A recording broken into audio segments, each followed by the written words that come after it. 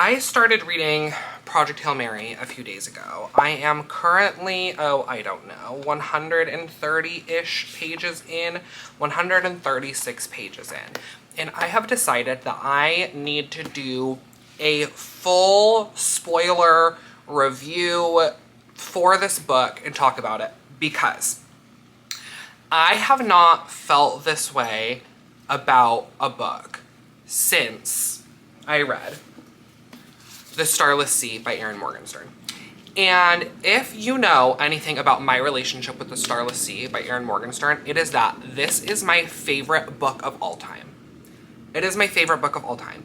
And reading it, thinking about it, rereading it, gives me such a specific feeling, like in my soul, that I just kind of thought I never was gonna feel again. I figured it was like getting high for the first time. Like, this was how you feel when you read your favorite book, and you're never gonna feel that way again. And so I just came to accept that. I read this in 2022, and so, like, you know, it was like spring of 2022, so 4 years ago now. And I have not felt this way about a book since reading this. And it's not that I haven't loved other books that I've read. Obviously I have. There are other books that I would call favorites. Like, this is in a group of books that are like my favorite books. But this is like in a tier that is untouchable by anything else I've ever read for me. And I just figured that that was how it was going to be for the rest of my life until I started reading Project Hail Mary. And it was literally from page 1 that I was like, oh my God, I'm having that feeling again. And so I just needed to come and document it. Like, I need to document it. If you haven't read this book, click off the video now, go read it. It's fantastic. I'm going to give my thoughts as I'm reading it. I have, I don't know, like 80% of the book still, 75% of the book still. And I'm seeing the movie on Thursday. It is Tuesday right now. I'm seeing the movie on Thursday. So I'm going to do like a comparison. But I just really wanted to document this because this is like feeling monumental to me. And let me tell you what the similarities are in my feeling between these two books. I think it is because they are books that, in both cases, are speaking to some aspect of my finished sentence. Like, I don't really know what it's speaking to, but this one is about a guy who is in grad school and he doesn't really want to be doing it. He just wants, there's a line in here that has like stayed with me since I read this book, and it's like, he wishes there was a degree that was just reading. No analysis, no essays, it was just reading. And like, he could just spend his life escaping into things. And that like really spoke to me. I read this before I went to grad school. I'm going to talk about what I went to school for in a minute because it's important for this. But I read this before I went to grad school, and then I tried rereading it while I was in grad school, and I literally could not do it because it was like gonna make me drop out. Because what happens is he finds a book in his library that is like centuries old seemingly, but it has stories from his childhood in the book. Clearly impossible. He goes on a journey to find where the book is from, and he discovers a library below the surface of the earth, and there are adventures that happen. There are several short stories throughout the main narrative, different books that he comes across where we get the stories from those books in this book, and they all come together. It's an ode to stories and storytelling. It's very much an escapist fantasy, like somebody wanting to leave the life they currently have and go somewhere where they truly feel connected. And that is just something, when I was reading this and when I was in grad school, that I was so needing. And so like I was able to kind of like insert myself into this story and into the character, because it was just so something that I was wanting. And the way that it talks about those feelings just resonated with me so much. So it spoke to me on a deeper level that Project Hail Mary is kind of doing. So a little bit of background. if you're new here, only watching this video because you like this book and you want to see someone talk about this book and you haven't seen any of my other ones, it's fine. I am a teacher right now. I teach calculus, I teach astronomy, and I teach astrobiology. My bachelor's degree is in astrobiology, my master's degree is in geochemistry, and I spent a lot of time when I was in school for astrobiology, and I spent a lot of time in my astrobiology class basically shitting on Follow the Water. Let me maybe tell people what this book is about in case you're just watching and you don't care to actually read this book. I can tell you what it's about and you can be following along with the spoilers. This is about a man named Ryland Grace who wakes up on a spaceship with no memories. He has to like figure out where he is, who he is, why he's there, what he's doing.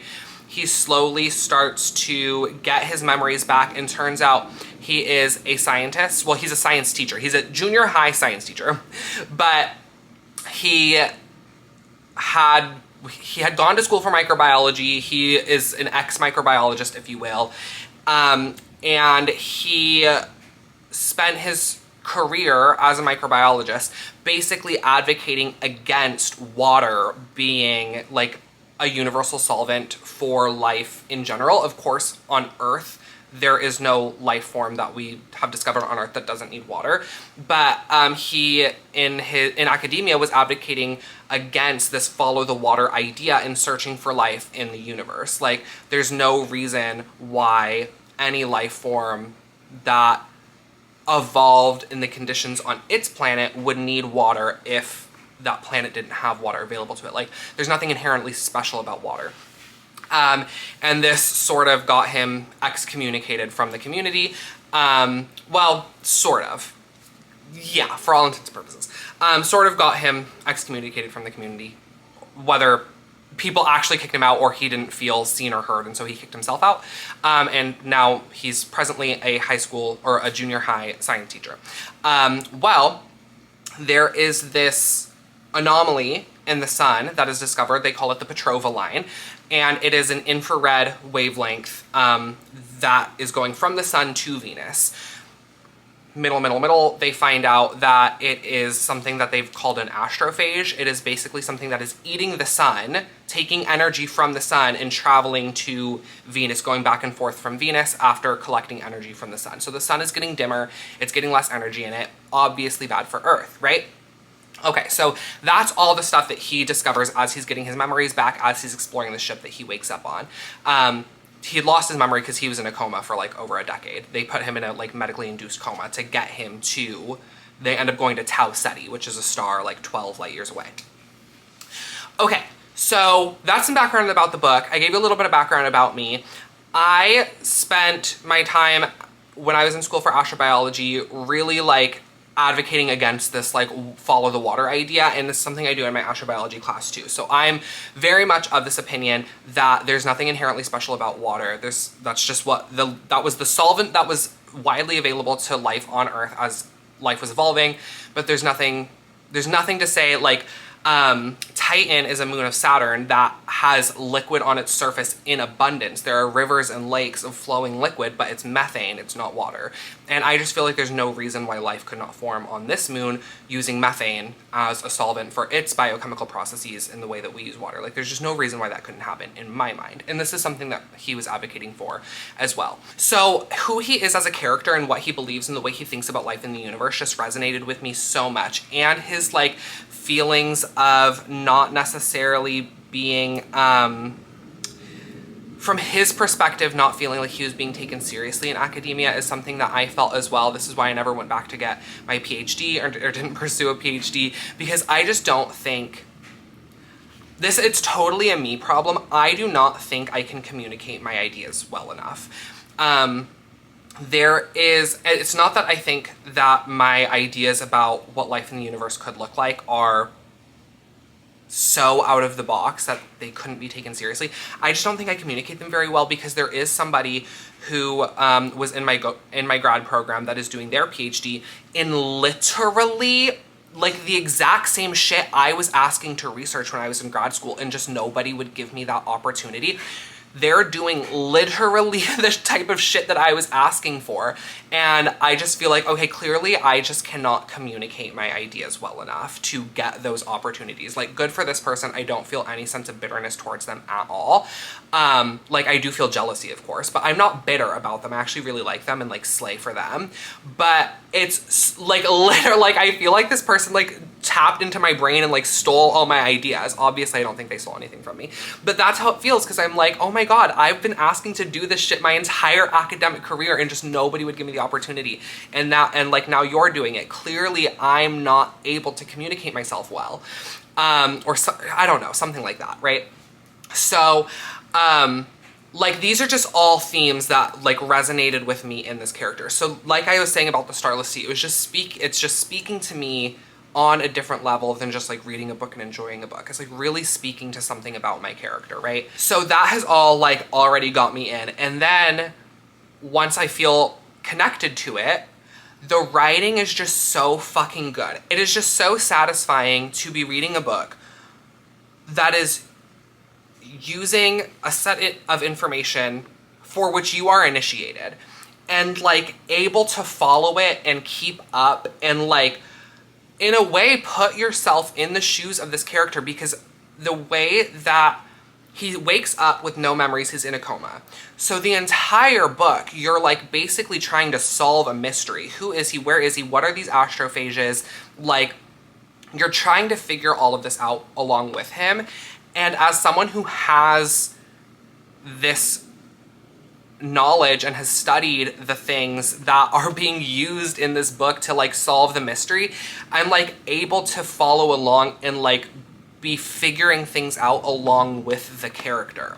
And it's just so satisfying to read. But I don't even particularly think that this is something unique to like me or somebody with my knowledge that is able to do. The way Andy Weir writes is in a way that is conducive to figuring things out along with the character. Everything is explained so clearly, and there are so many like astrophysics ideas and physics ideas being used here and talked about here that are all explained so well, like the life cycle of the sun, sunspots, the 11-year cycle of the sun, wavelengths of molecules, and how who's calling me? And how astronomers use wavelengths of molecules to figure out compositions of things in the universe. Like, all of these things are explained so well. And so like me, who's initiated into all of these things, can like conjecture about where the story is going based on the information that's already been provided, and that's so fun to be able to do.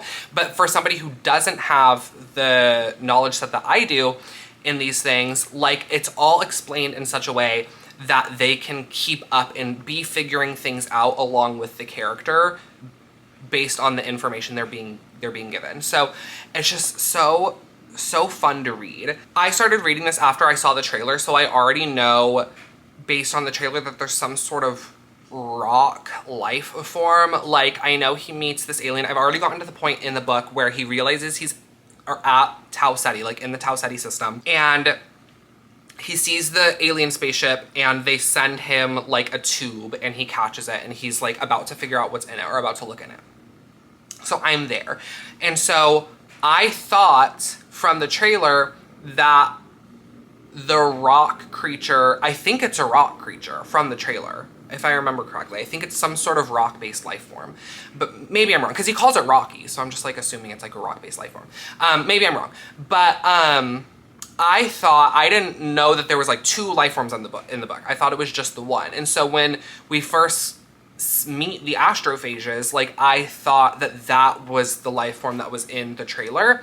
And so when it's talking about, first of all, when it's talking about like going between the sun and Venus, and it's like talking about like, obviously it's using the sun for its energy, and they're like wondering why they're going to Venus. I'm like, obviously it's for the carbon dioxide. Like, obviously they're gaining resources, right? Like, Venus is enriched with carbon dioxide. So I'm like, obviously it's for that, right? And so then I started thinking, like, okay, so these are the rock-based life forms. Like, they're going to the sun for energy, they're going to Venus for the carbon dioxide, they're carbonate rocks. Like, they are a rock creature that are carbonate-based, and that's going to be important to the story somehow. getting further along into the story, I have realized that that is incorrect, but it's just fun to be able to conjecture about these things with all of the knowledge set that I have about planetary sciences, geosciences, astrophysics, all of those things, to be able to guess at where the story's going. It's just so much fun. It's so fun.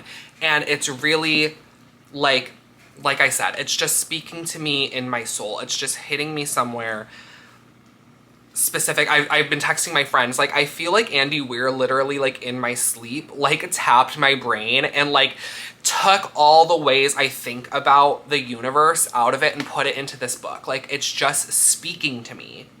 And it's just so much fun to read. So I'm going to continue reading it. It is Tuesday right now. I'm seeing the movie on Thursday, and I'm not going to be able to read on Thursday because I'm picking my mom up from the airport, and we're, like, going to hang out before she's going, whatever, it doesn't matter. We're hanging out for a few hours before she goes off and does whatever she's doing. So I'm not going to be able to read on Thursday, so I have today and tomorrow to finish this book, and I'm on page 130, and I think there's, like, almost 500 pages, so I have, like, over 300 pages left, or, like, 300-ish pages left. So I need to spend the rest of my day today and tomorrow reading this book. So I'm going to come back to you with more thoughts, and I'm going to come back to you Thursday night after I watch the movie with all of my comparisons and all of my opinions about all of that. But it's the same. The Martian is one of my favorite movies. I don't know if it's the same director as The Martian, but, like, Andy Weir is the author of both books. I've never read The Martian, but The Martian is one of my favorite movies. So I'm like, if I loved The Martian movie and I'm loving Project Hail Mary the book, and they both are, the source material is, like, from the same person, then, like, obviously I'm gonna love the movie. Like, I'm obviously gonna love the movie. I'm just so excited. But the thing is, like, so much of how we as readers are able to keep up with the character and, like, what he is discovering as it relates to, like, this mystery he finds himself in is through his own internal dialogue. So I'm just so interested to see how they handle that in the movie. Like, if it's going to be as easy to keep up with visually, right? Like, there's one part where, I don't remember exactly what it is, but, like, he's looking at Tau Ceti before he realizes it's Tau Ceti, and he sees sunspots on it, and he, like, uses that to make a determination about something. I don't remember what it was. I think just, like, whether or not he was looking at a still image or a video or something that was live. Like, there was something he figured out with the sunspots that was very clear from, like, reading his internal thought process, but I don't think is going to be as clear to a viewer just him noticing this thing and then making a conclusion about what's happening. Like, if you don't know what he's looking for as a viewer, like, you're not going to know what he's thinking, right? So I'm interested to see how they do that. But I imagine, like, because The Martian is also an astronaut isolated in, like, his situation, and so I imagine that is also written mostly in internal dialogue. And that movie, like, it was very clear what was happening. And Matt Damon, like, the character, I forgot the character's name, but, like, Matt Damon, the character he plays, like, he talks to himself throughout the movie, but it doesn't feel, like, corny or cheesy. It just feels like, yeah, you're alone, you want to hear somebody's voice, so you're, like, talking to yourself, and, like, that is how the viewer is able to figure out what's happening. I imagine it's probably gonna be something like that. Anyway, I'll know more about that on Thursday. I'm gonna continue reading this book. I cannot overstate how much I am loving it. I truly never, ever, ever thought I was gonna read a book ever again in my life that made me feel the way this did. And don't get me wrong, I have 300-ish pages left, so there's still a lot of room for this to piss me off. So maybe I'm speaking too soon. But I'm feeling the way that I felt when I read my favorite book literally ever. And I never thought I would feel that way again. And so it's just been so fun. So I'm gonna get back to this.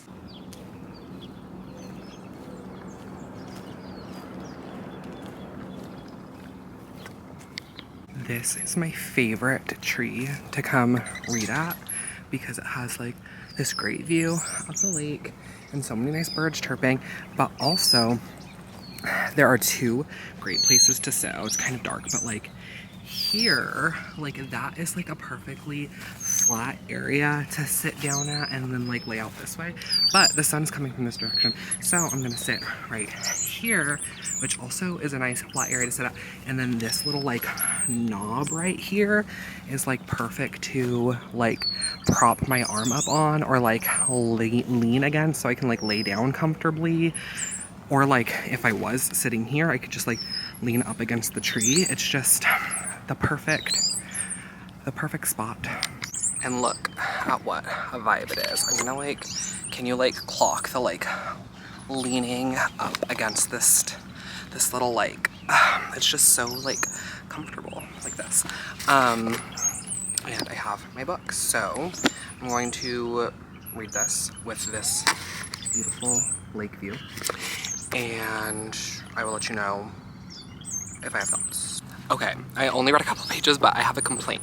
And it's a complaint that I've had this whole time. I should have brought my fucking like, I have my tripod in my car, but I don't feel like going to get it.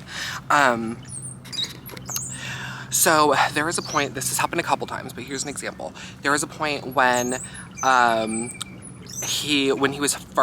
Rylan was first doing tests on the astrophages, he put them in like a vaporizer.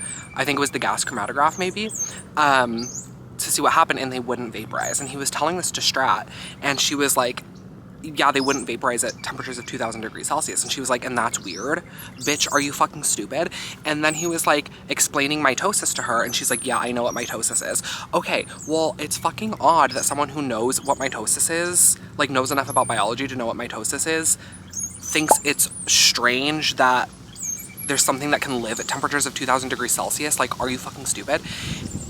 And so like I have an issue with that. And then just right now, he's meeting, he's in Geneva, and he's meeting Loken, and he's like defending his stance on life not needing water despite the astrophages needing water. And she's like fighting him about what is actually a very simple idea. Like, mitochondria is incredibly complex. These astrophages are able to travel at interstellar distances. So panspermia, like what are the odds that something as complex as mitochondria could evolve like the same way twice? And I guess that is one of the big questions of astrobiology. Is there only one way in which life can evolve, or can life look many different ways? Like, that is a question. But like her argument and her logical flow is so stupid, because she's like, how do you explain the differences in the mitochondria? Because he's saying that it's like panspermia, they came from the same origin of life event and then traveled. And then she's like, no, they evolved in two separate instances. And so like mitochondria and water is the only way in which life can evolve. And so you are wrong. And she's like, so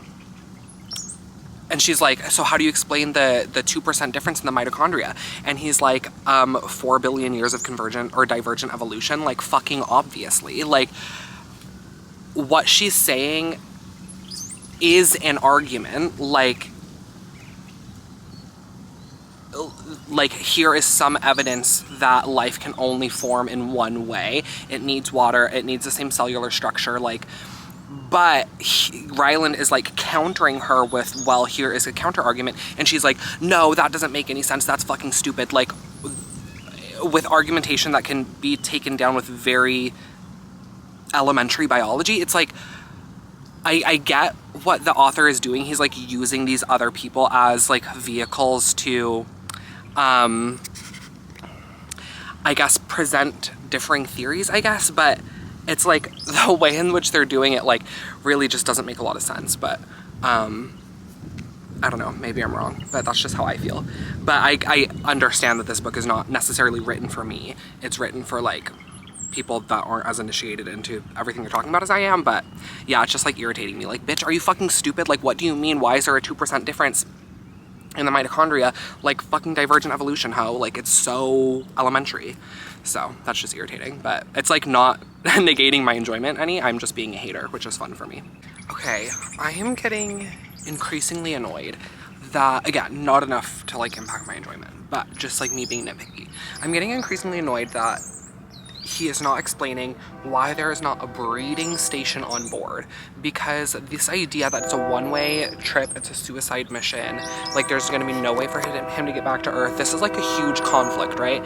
And sorry, there's like a train passing. And I imagine that what's gonna happen is the Iridians, as I found out, they're not from Talseti, they're from the other star. They are going to have a way to send him back to Earth. Like, I'm assuming that's what's gonna happen. But this idea, oh my god, this fucking train. The idea that he cannot send himself back to Earth is a huge conflict. But if you know how to breed the astrophage, like, why is there not a breeding station on board? And I imagine it has something to do with, like, the same idea as, like, you shouldn't pump your gas, or you shouldn't have your car on while you're pumping gas. Like, it's that same type of idea, I'm assuming, especially because they keep talking about how, like, the astrophage are very volatile, and they release a huge amount of energy. So, like, if any more energy goes off than what you're intending to go off, like, it'll just explode and everyone will die, right? Sorry, there's so much going on right now.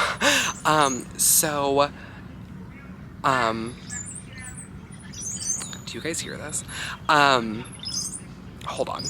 This guy was just walking past me talking about, like, the police need to arrest all the birds in this park, and, like, screaming about, like, fuck your Jesus, fuck your Jesus, fuck your Bible. And, like, I don't know if he thought I was, like, reading a Bible, because there's a guy on the other side of the park who's, like, reading a Bible and, like, has, like, asked me about Jesus signs, like, surrounding him. But that, like, I don't know, that was weird. Anyway, what the fuck was I even saying? Yeah. Summarizing everything you just saw me say, I'm becoming increasingly annoyed that they are not explaining why there's not a breeding station on board. I can assume it's because the astrophage are very volatile. If any amount accidentally goes off more than you are attending, kaboom, like the entire ship is going to explode. But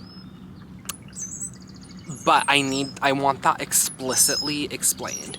And I am assuming there's going to be some way that the Iridians have to send Rylan back home. Like, that's what I'm guessing. But it's a huge conflict for him that he is not going to be able to, like, he's assuming he's not going to be able to get home, which begs the question, why is there not a breeding station on board? I'm assuming that's, like, the first fucking thing all these scientists thought was, let's breed the astrophage on board so you have a continuous amount of fuel and you can get back home. There's a reason why they're not doing it, and I want it explicitly said why that is not happening, because in my mind, it's like, obviously have a breeding station on board.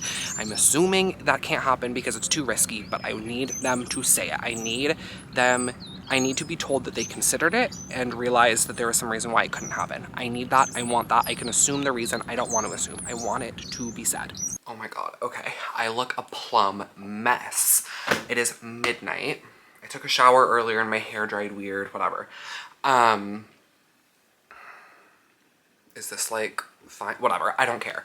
I want to update because I'm on page 303. I think that's where I left off. Pause for me to check. Yeah, 303. And I want to say things, because here's the thing. I need to finish this book tonight. It's midnight, and I'm only on page 303. I have 140 pages left. No, because it's how much do I have left? Because it's 476 pages. I have 170-ish pages left. And I need to finish this tonight because I'm seeing the movie tomorrow, or today, I guess. I'm seeing the movie in 19 hours, and I'm not going to be able to read it tomorrow at all before the movie because my mom is going... I'm picking up my mom from the airport. I think, did I say this already? I don't remember. I'm picking up my mom from the airport at 10 in the morning. We're going to hang out until she goes off to, like, she's coming to Arizona, but, like, she's, like, doing things here. So I'm picking her up. We're going to spend some time together, and then she's going off to, like, the rest of her vacation. So we're going to be hanging out basically the entire day before I go see the movie, which means I'm not going to be able to read at all tomorrow. So I need to finish this tonight, and I want to give some, like, a penultimate update here before I give my update after I finish reading.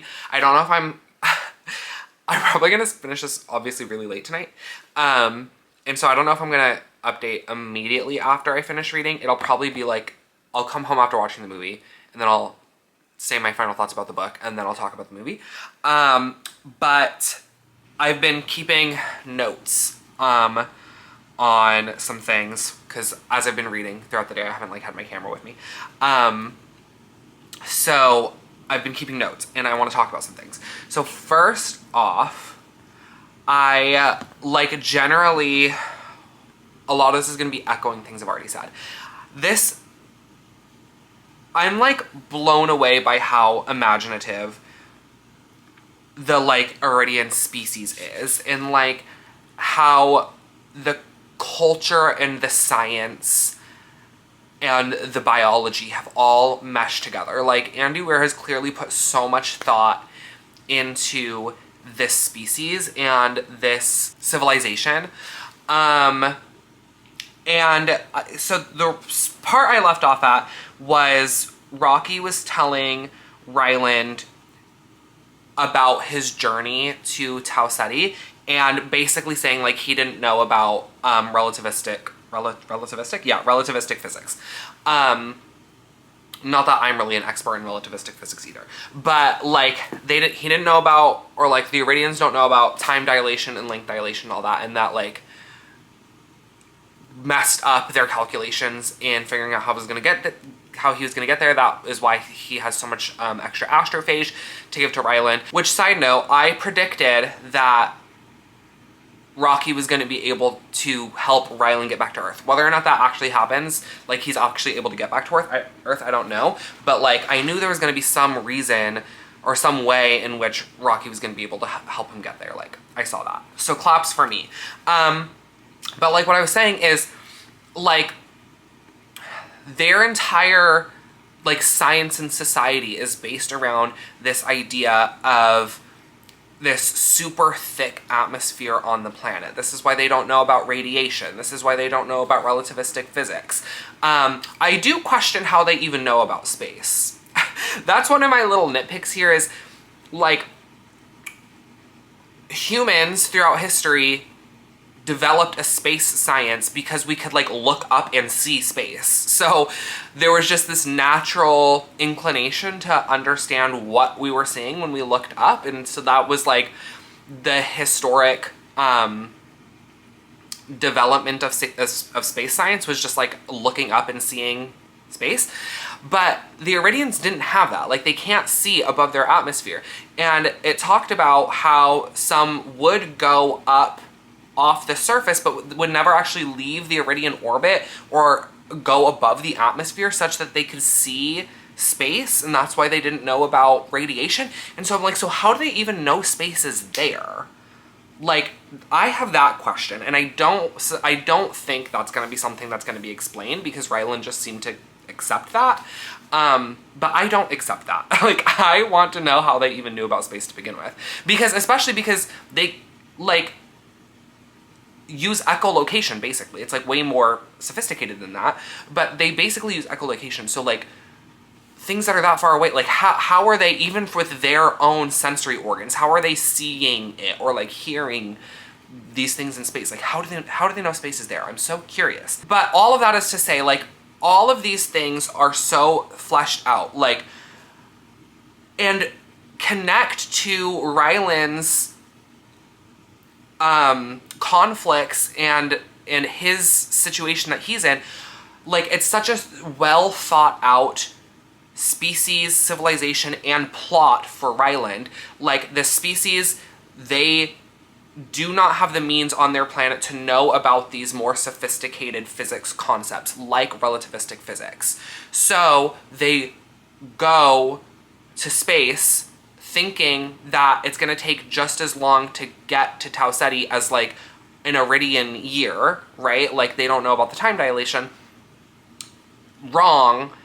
And so they have extra astrophage, and so that's going to help Ryland. And the only reason any of that happened is because of this like world that Andy Weir has set up, the like Iridian world, and like how all of that connects to Rocky's biology too is just fascinating. Like, it's just such a well thought out, like, everything. Like, globally, this book is so well thought out, and like everything connects to everything, and everything explains everything, and like a problem that comes up here is a problem solved there. Like, it's all just so well thought out, and it's such a joy to read. And then for me, on a personal level, like I already talked about, I'm an astronomy teacher. I think I forgot to say though, that literally when I started this book, we were doing our unit on the sun. So it was just so much fun reading about how the astrophages use neutrinos. Sitting here right now, I don't remember the specifics of that process, but like, basically like the neutrinos and the matter-antimatter interactions and all that. We literally just last week were talking about the proton-proton chain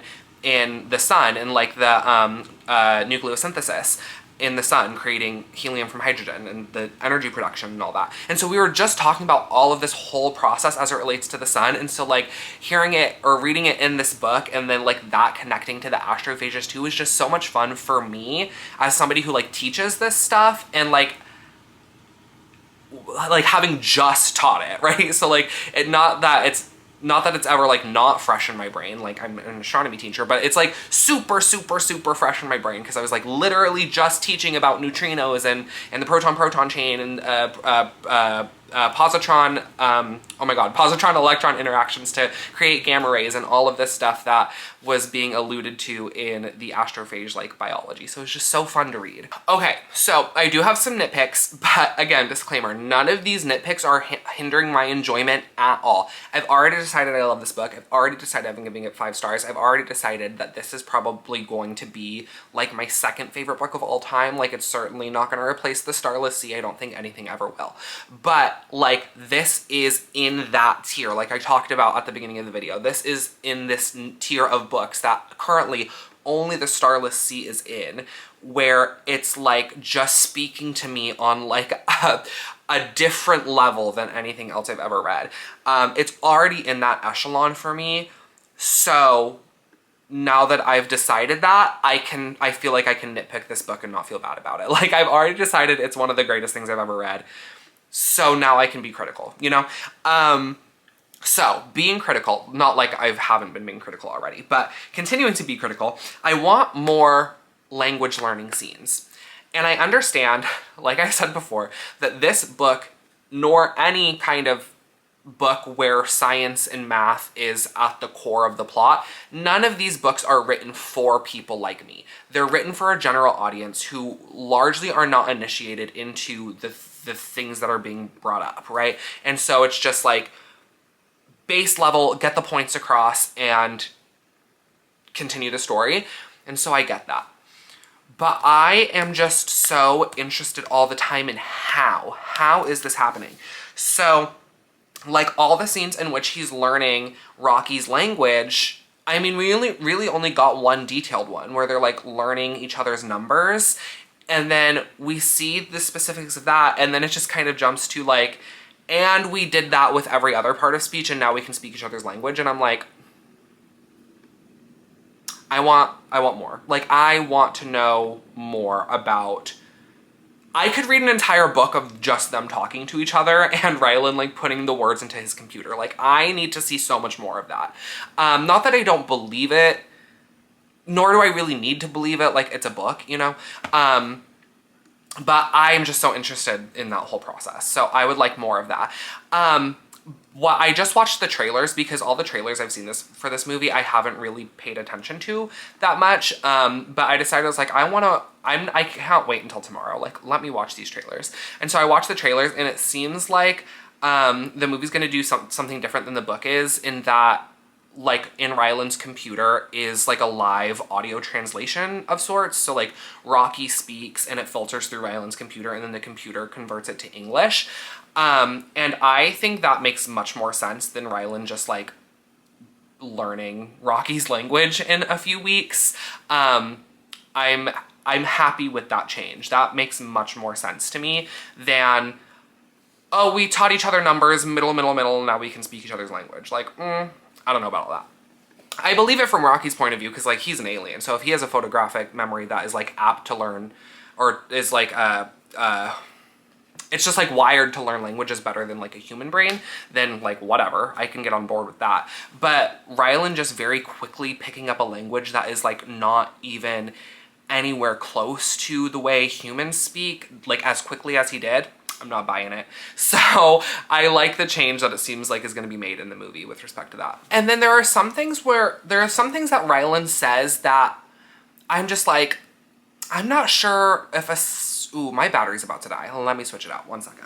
Okay, so what I was saying is there are some things that Ryland says or doesn't say that sometimes makes me think like, bro, are you like a good scientist? Because like, there was, what are they talking about here?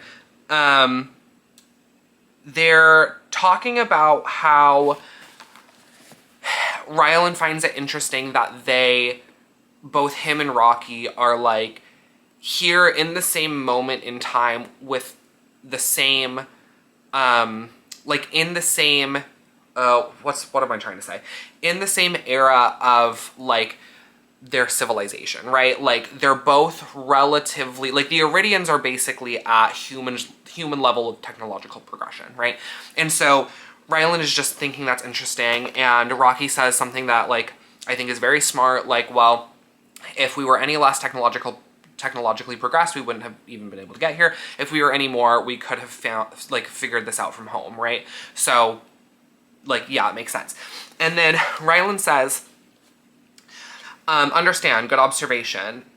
Still unusual, humans and Iridians are close in space. Earth and Erid are only 16 light years apart. The galaxy is 100,000 light years wide. Life must be rare, but we are so close together. Why do you think life must be rare?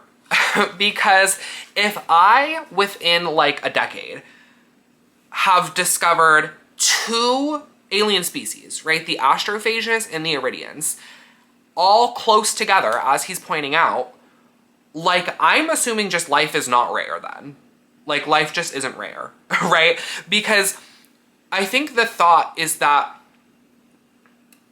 this is like Drake equation versus Fermi paradox type of thing, where it's like, if life is as plentiful, or, not plentiful, but like, if the universe is so, if there is as much life in the universe as the Drake equation says there should be, where is everybody, right? Like, that's the Fermi paradox. And it's like, and there's a bunch of different, other, like, dark forest, great filter, like, there are a bunch of different answers to this, right?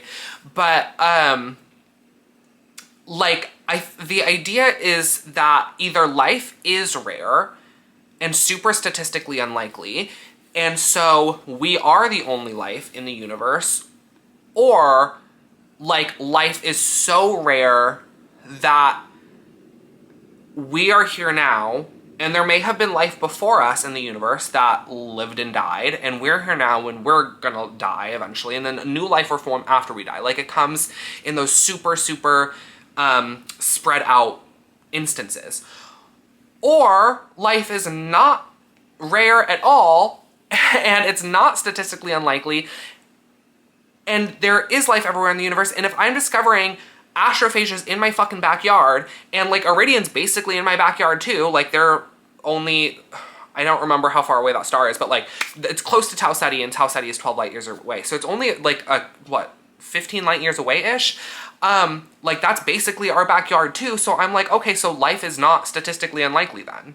Like, if it's statistically unlikely, it's not all happening right here. And I mean, I guess there are ideas about like the galactic habitable zone, right? So like, maybe life is unlikely, but it's more likely in certain areas of the universe or certain areas of the galaxy, whatever.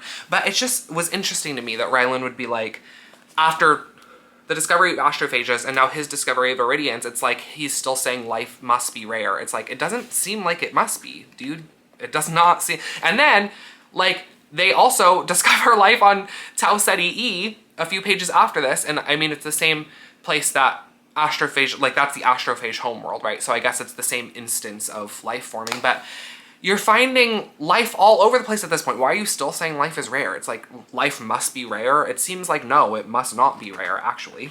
And then I kind of just continue to be confused about the dynamic between Ryland and Rocky as scientists, and then also the humans, like humans and Iridians as a scientific species. Because there's this line here where Rocky is like, human science better than Iridian science. And I made a note and I'm like, it doesn't seem like it is. Like, it doesn't, like the Iridians, like they have the Xenonite and they have like a 5-armed robot on the outside of the ship, so like they don't have to do spacewalks. And it makes sense why they would have that. Like, they're not able to see in space because they like see through sound, right? So it makes sense that they would have that, but it's not even really like, oh, they only have like a out of ship robot to do all the repairs for them because it was just necessary for them to have that. So of course they would have that. It's like, it's necessary for humans to do that too. Or like, it's necessary for humans to have that too. So like, human astronauts don't have to be doing spacewalks. Like, it's also necessary for humans to do it. So if we were more technologically advanced, if our science was better than the Iridian science, then we would also have that. But like, they don't have that. So I'm like, and that's just one example. There are a couple of times when I felt this, but it's like, it doesn't actually really seem like our science is better than the Iridian science.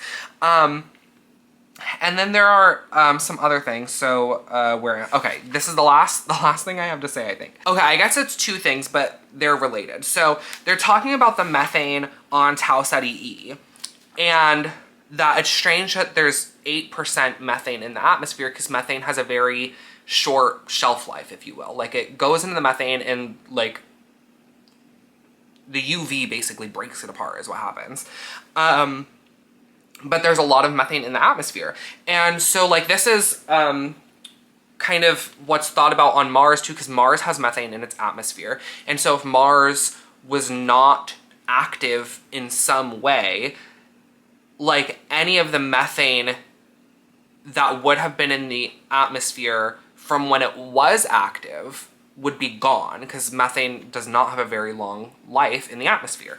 And so like, Mars has to be producing methane in some way, either geologically or biologically. This is like a huge question about Mars. Why does it have methane? Is it geologically active in a way that we don't know about? Or is there life on Mars creating the methane? It's like a huge fucking question, right? So, and there's this question on Tau Ceti E in the book also, and but they don't, like, when they discover the methane, there's no conversation about a potential biologic source. They're just like talking about the geologic sources and like wondering if any kind of geologic source would be able to produce methane in large enough quantities for it to be 8% of the atmosphere. And they're like, head scratching, like, I don't know. And it's like, are either of you going to consider biologic activity at all? Like, you've just discovered yourselves as aliens. You know that astrophages are aliens. Like, are you not even considering, oh, maybe there's fucking life on Tau Ceti E, which it turns out there is. Like, why was that not the first fucking thing you thought of? Like, I don't understand why it took them then noticing the like balance between the in-out of the astrophages on Tau Ceti E to think about like, oh, there must be life on this planet, and there's like predation of the astrophages happening. It's like, yeah, no fucking shit. Like, why are you just now thinking that Tau Ceti E would have life on it with all the methane in the atmosphere? Like, come on. So this is why I'm like, are these good scientists? Like, I don't know. Well, I mean, obviously they are, but like, this is just me being a bitch, right? But then, the predation thing, Ryland is not even the one that suggested that. Rocky is the one that suggested that. And then Ryland is talking about like, oh, we can lower ourselves into the atmosphere and like basically like blast the engines on the atmosphere to like collect the astrophage predators. And then it takes Rocky to be like, we can't do that, we'll like fucking blow up. And then Ryland's like, oh yeah. It's like, dude, you are the scientist. Like, there's like kind of a big conversation about, several conversations, about Rocky not being a scientist. Like, he's an engineer and Ryland is the scientist. So it's like, why is Rocky having to give you these ideas that like you should be able to come up with very easily because you're the fucking scientist? But I get it, like, from a narrative point of view, it's just much more interesting for them to be figuring things out together rather than Ryland just having all the answers. So like, I get it. again, this is just me nitpicking. This is just me being a bitch. It does not negate my enjoyment at all. But I'm gonna have critiques, right? Like, I'm gonna have opinions. It's just gonna happen. Anyway, those are all my thoughts at page 303. I have 170 more pages to read. It is 12:30, and I need to pick up my mom from the airport at 10. I'm in for a long night. I will probably update you tomorrow after I watch the movie with my final thoughts on the book, and then I'll compare the book and the movie. I watched the trailers, like I said. Trailers made me cry. Like, oh, I'm so excited to just, oh, that's the other thing I wanted to say. And I'm gonna cry talking about it. I'm like tearing up. I like don't even know how to describe this feeling. Rocky's, the whole sleep thing, right? Like, Rocky needs to be watched sleeping. This is something ingrained in this species instinctually. Their body like shuts down and goes paralytic while they sleep. They literally cannot wake up because of the like hot, cold circulatory systems or whatever the fuck they were. They literally cannot wake up. So they have, like, they developed this social structure and this culture where they watch each other sleep, and it is like ingrained in them instinctually. And then for Rocky to not have that for the decades that he was alone, like, there is not a word in, I don't think, any human language to describe that level of loneliness, where it's literally instinctually ingrained in you to have someone, and then you don't have someone. I'm like gonna sob. It's so fucking sad. Oh my god, it's literally so sad. It's just so, oh my god. It like makes me fucking sob. It's so good, and Andy Weir's so fucking like just this species he's created has so much depth, and it's so fucking good. Anyway, that's all. I hope they make that a big deal in the movie, because I want to cry. Like, I want to sob and weep in the theater when they talk about that. And then like that moment where Rocky's telling Ryland, like, yeah, my whole crew died. Like, I don't know why. Before, like, he's telling him that the whole crew died, and then Ryland's telling him, like, yeah, my crew died too. And then they're like, bad, bad, bad. And they like touch each other's hands through the glass. I need them to make these things like huge moments in the movie so I can cry. Anyway, that's all. I'll let you know if they do that tomorrow. Okay, actually one more thing to that point about like Rocky's loneliness, like that also then giving more context into like his sort of desperation to make contact with Ryland, and like him being the one to send like that initial like pod or whatever it was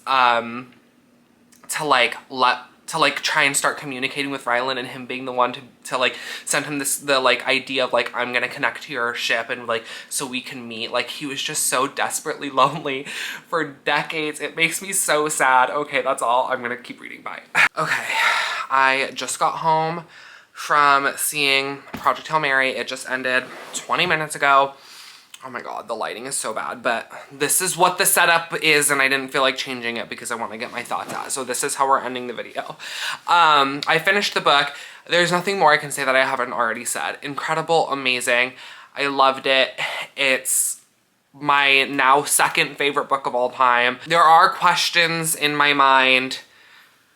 I don't even want to say it. I don't want to even put this on record because it just feels so sacrilege to me, but there is questions in my mind about it possibly being my new favorite. But I don't really want to put that out into the universe because that feels like such an affront to the Starless Sea. I think a lot of what I'm going to say here boils down to, I think I need distance from this book. Because it's been my life for the past 4 days. I've just been so entangled in it.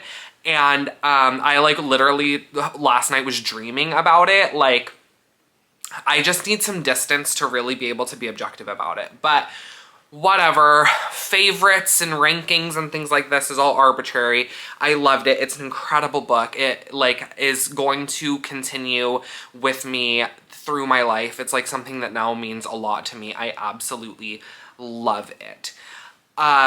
Nothing more to say, right? The movie.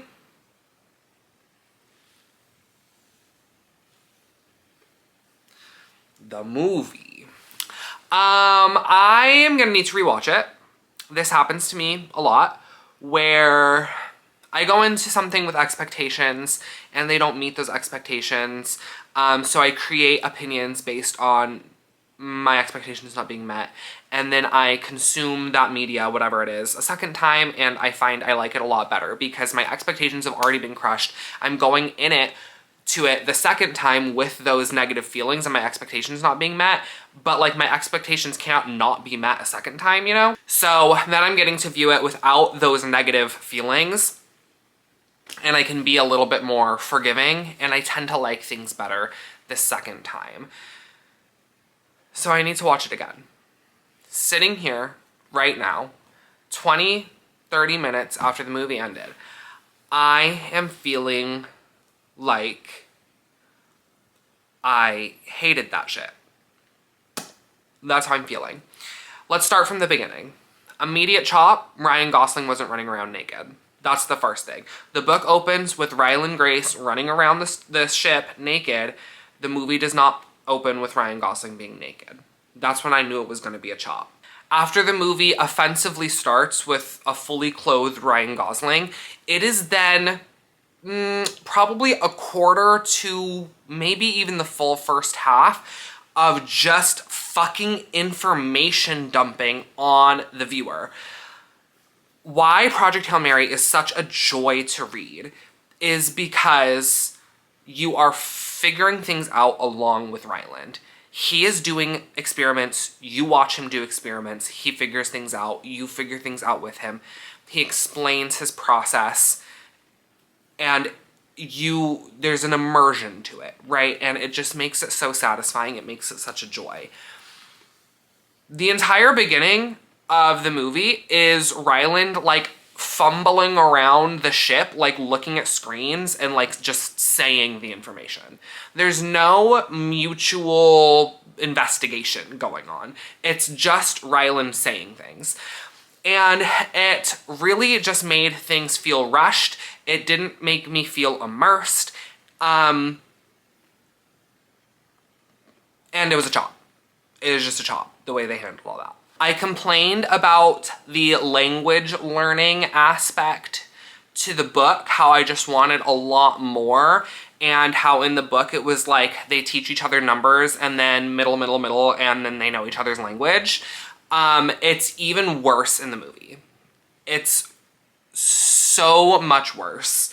There's no experimentation that Ryland does or observation Ryland makes that leads him to the conclusion that Rocky speaks through echolocation. He hands him the tape measure like he does in the book, and like Rocky fumbles around with the tape measure like he does in the book, and then Ryland is like, oh, you use sonar. And like just says that, like without the whole like trying to point towards like the numbers on the tape measure, or the whole scene with like Rocky wanting Ryland to put the clock closer to him. Like it's just Rocky like fumbling around with the tape measure and then Ryland being like, oh, you must use echolocation. Literally what? And then it did the like fucking hack thing of like, how do I explain it? It was like Ryland went to start teaching Rocky numbers, and then it was like, I mean, I don't know why. Presumably if you're watching this, you watched the movie. But, so like, you know what I'm talking about, but I'm gonna be saying it anyway. So like, Ryland is holding up the, oh, what did he use? Was it a clock? Was it, I don't remember what it was, but was like pointing to the number 1, and then was like, this is 1. Now what is it in your language? And then Rocky like makes a vocalization, and then Ryland is like, okay, that's 1.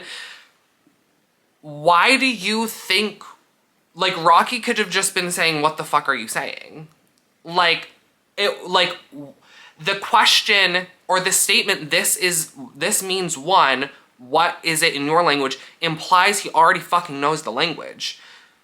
Like, it was just not thought out at all, that sequence of them beginning to learn each other's language, because it, like, assumed Rocky already knew it.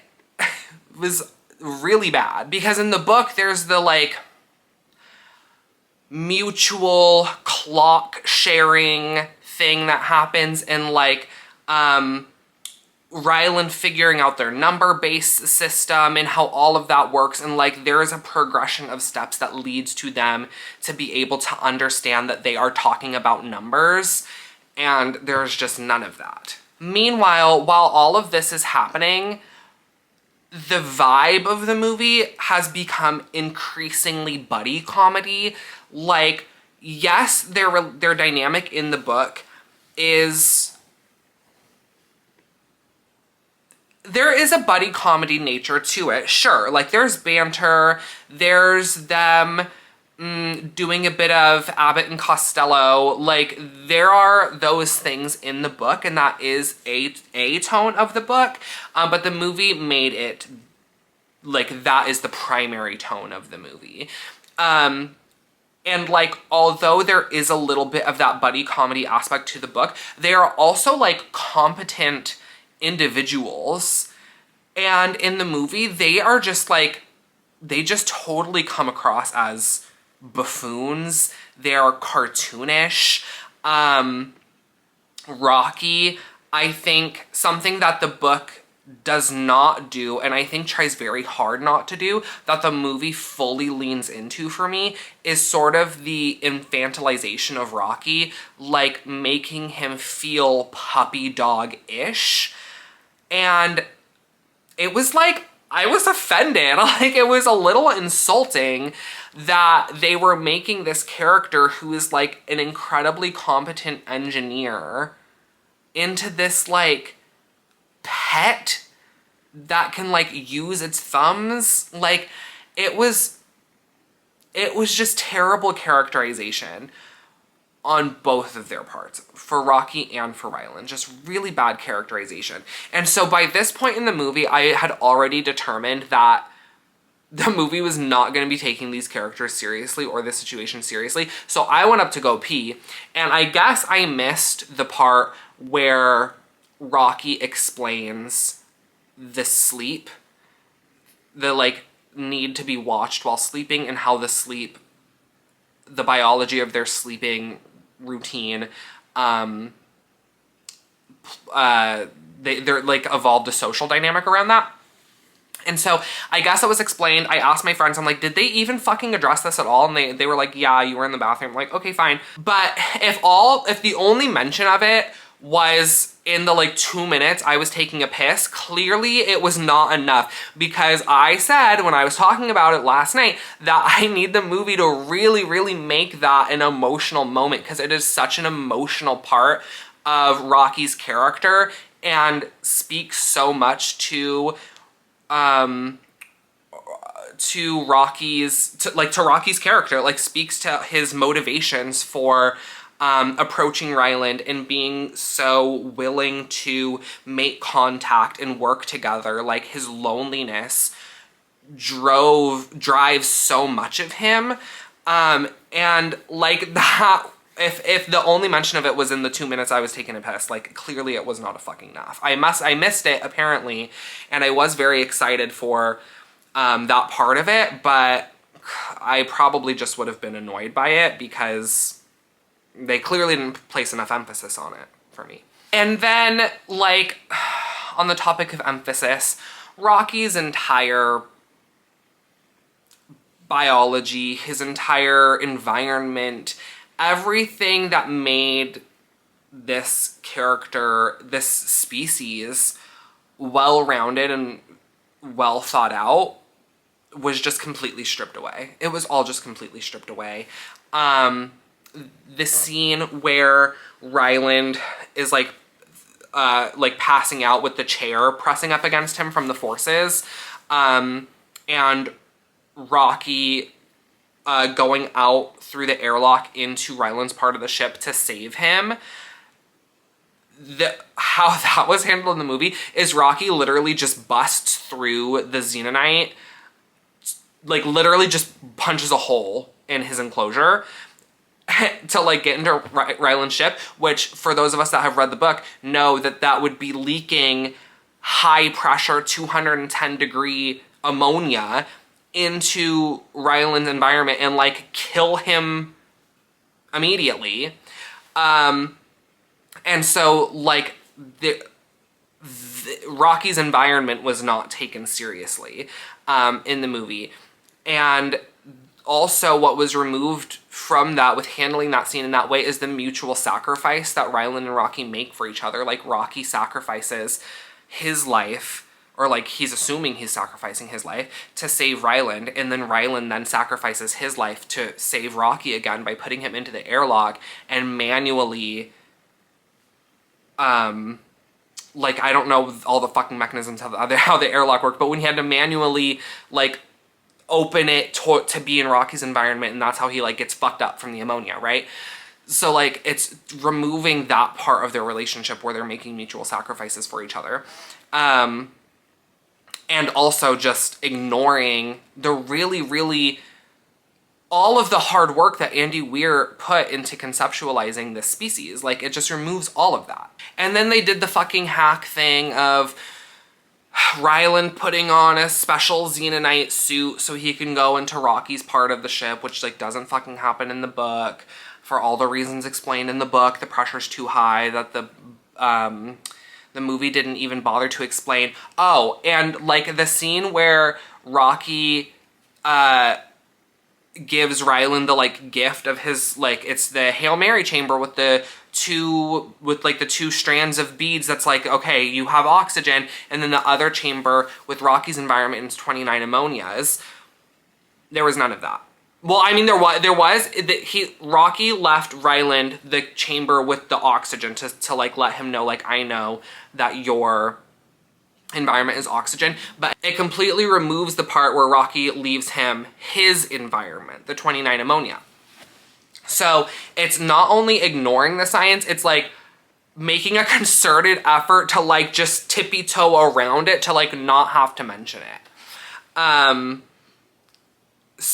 that comes back in several ways, like with Rocky busting through the Xenonite and like Ryland going to Rocky's ship, which like, because of Rocky's environment would just like not be possible. Neither of those things would be possible, but the movie just ignores it. I did like the ending.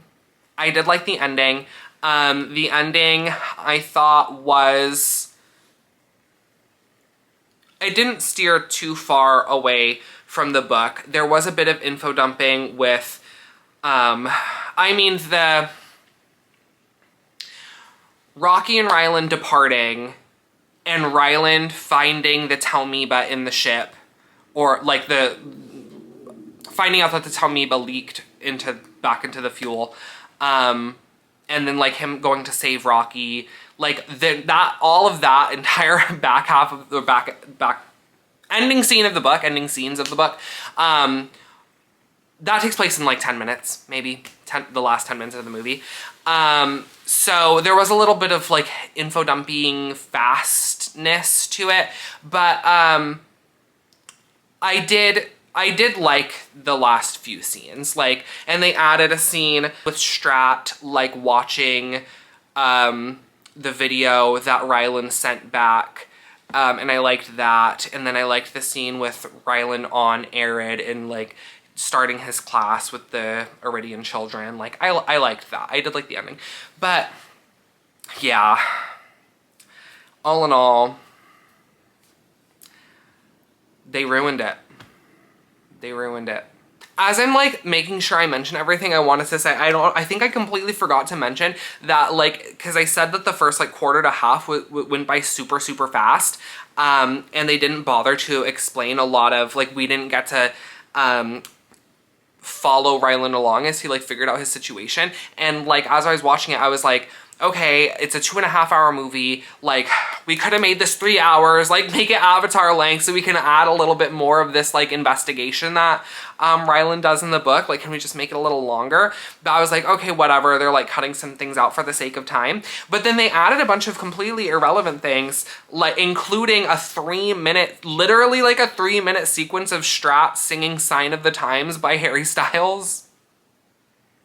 Who asked for that? And then there was like, they added a thing in the ship that was basically like a virtual reality chamber kind of, where like the entire room was covered in screens and you could put like images of the beach or forests or like videos or whatever it is. And so they added a sequence of Rocky and Ryland like in that chamber, like goofing off basically and like hanging out. And presumably it's like Ryland teaching Rocky about Earth culture or like what's on Earth or whatever. But there are so many more interesting ways in the book through which Ryland and Rocky learn about each other that like cutting out pieces where Ryland is doing this learning, whether it's about his situation or whether it's about Rocky, to add in this sequence that is basically just some more of that buddy comedy bullshit, and then a 3-minute sequence of Strat singing Harry Styles. It's like, why? Who is asking for those things? Like, just stick to the source material. It's so much more interesting and add so much more to the characters than whatever this fucking buddy comedy shit is you're trying to do. Anyway, those are my immediate thoughts having just watched the movie. If I think of anything else, I'll come back, I'll pop in and say something. If I didn't end up saying something, then you're watching this clip and I am saying goodbye. So maybe, I don't know, maybe if I watch it again soon, like if I watch it again before I decide to put this video up, then I'll add my thoughts post second watch if they change at all. But if not, then you're watching this clip and I'm saying goodbye. I'm saying thank you for watching.